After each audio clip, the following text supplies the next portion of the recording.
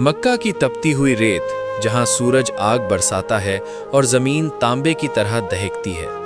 इसी सहरा के बीचों बीच एक ऐसी आवाज़ गूंजी जिसने कुफ्र के ऐवानों को हिला कर रख दिया। ये किस्सा है उस इंसान का जिसके जिस्म को जंजीरों में जकड़ा गया, मगर जिसकी रूह आसमानों की वुसअतों में परवाज कर रही थी।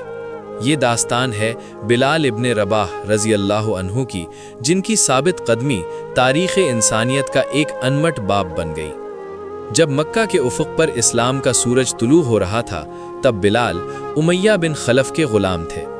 एक ऐसा ग़ुलाम जिसका काम सिर्फ अपने आका की इताअत करना था, लेकिन जब तौहीद की सदा उनके कानों में पड़ी तो दिल की दुनिया बदल गई। उन्होंने छुपकर इस्लाम कबूल किया, मगर ईमान की रोशनी भला कब तक छुप सकती थी। जब उमैया बिन खलफ को मालूम हुआ कि उसका ग़ुलाम मोहम्मद सल्लल्लाहु अलैहि वसल्लम के दीन पर ईमान ले आया है, तो उसके गुस्से की कोई इंतहा ना रही। कुरैश के सरदारों ने फैसला किया कि बिलाल को ऐसी इबरतनाक सज़ा दी जाए कि मक्का का कोई दूसरा ग़ुलाम सर उठाने की हिम्मत न करे। तपती हुई दोपहर में जब मक्का की ज़मीन किसी दहकती हुई भट्टी की तरह गर्म होती, बिलाल को सहरा के बीचों बीच लाया जाता। उन्हें गर्म रेत पर लिटा दिया जाता और उनके सीने पर एक भारी दहकता हुआ पत्थर रख दिया जाता ताकि वो हरकत न कर सके। उमैया बिन खलफ गरज कर कहता, ए बिलाल, इस दीन से बाज आ जा, वरना इसी हाल में तेरी जान निकल जाएगी।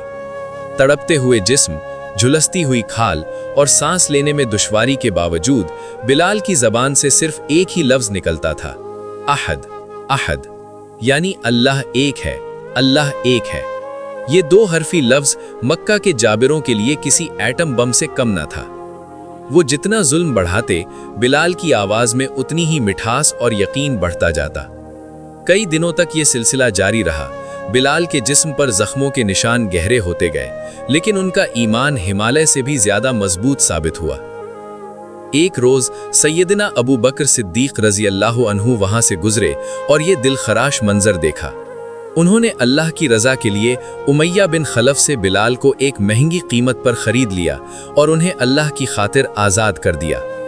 वही बिलाल जो कभी मक्का की गलियों में घसीटे जाते थे, इस्लाम के पहले मुअज्जिन बने।